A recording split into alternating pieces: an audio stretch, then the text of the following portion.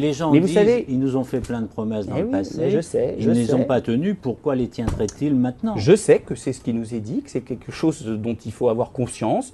C'est pour ça qu'il faut être très humble sur le bilan qui est le nôtre. On a fait des grandes réformes et on a aussi été sûrement pas assez loin sur un grand nombre d'autres sujets. Je pense à la compétitivité, je pense à la réforme des retraites, je pense sur un certain nombre de sujets où on aurait dû aller plus loin. Voilà, il faut le dire et être humble par rapport à ça.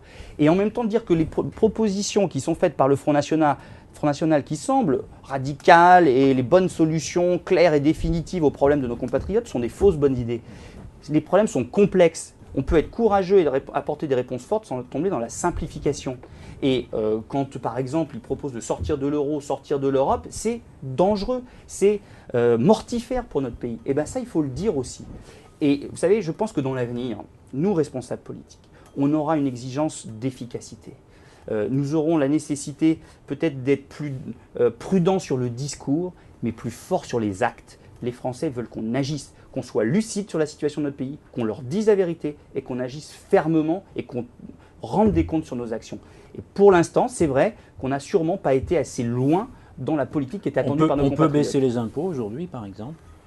Parce que Jean-François Copé dit cela. Oui, je pense qu'on peut baisser les impôts, je pense énormément, et je suis même convaincu que c'est nécessaire pour notre pays. Mais en prenant les décisions... Sans aggraver les déficits. Sans aggraver les déficits, mais pour ça, il faut prendre des décisions courageuses et expliquer quelles dépenses on baissera.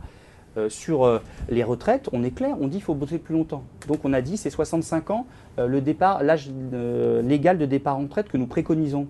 Sur l'assurance chômage, on dit qu'il faut baisser d'une façon beaucoup plus dégressive les indemnisations du chômage.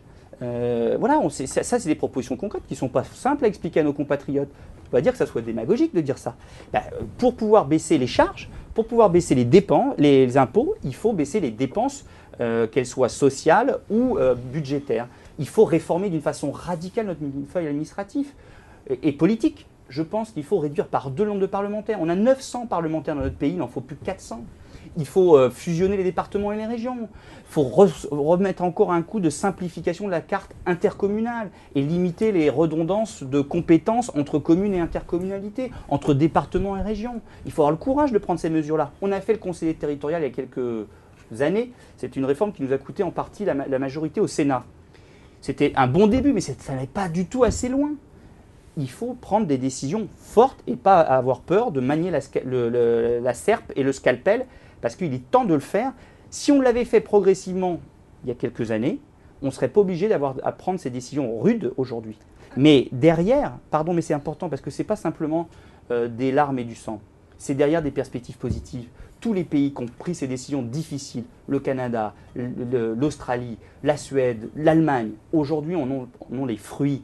Il y a une croissance à nouveau, il y a une augmentation du pouvoir d'achat, les gens se portent mieux, les gens vivent mieux et croient plus en l'avenir. Regardez le pessimisme de nos compatriotes.